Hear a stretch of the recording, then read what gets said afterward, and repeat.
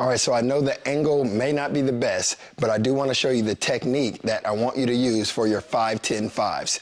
Now, these are very traditional. These are basically called a pro shuttle, pro agility shuttle, 5-10-5, you'll hear a lot of times. But depending on what sport, especially if it's football, you're going to run this test a lot. Basketball, they run a variation of it as well. So it's going to be good to test and actually push yourself and get better at executing this exact drill. So here's what it looks like.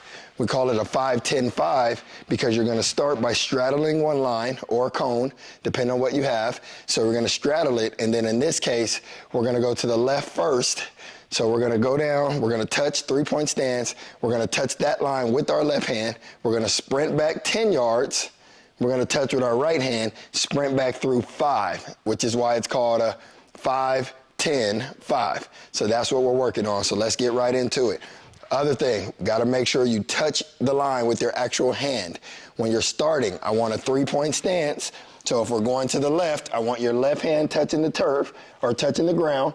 We're going to our left, and this is also going to help us stay nice and low throughout the movement. We don't want to be too high. As athletes, we want to get used to having a good base and staying nice and low, which is going to make us more explosive, more control, and help us get to points faster because we have a faster starting position. So that's what we're going for. So here we go.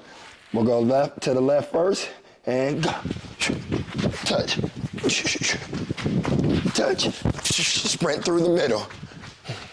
So as you see it, it's very simple. So we're going from that static position, 3-point stance, we're opening up, we're going lateral to the left, we're gonna touch that line, we gotta open our hips for a 10-yard sprint, reset, touch the line, and accelerate out. So that one was to the left, and then of course, we have to go to the right. So keep an eye on your sets and reps and how I designed your program, so that way you can make sure you're hitting your marks.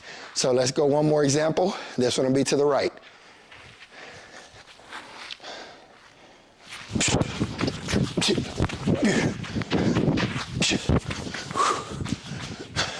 So that's our 5-10-5 or our pro shuttle. That's what it's about, lateral movement. Being an athlete is about being able to move in different planes, different directions. So that's what we want to work on whenever we're out training and working agility. So let's keep getting better, let's keep working.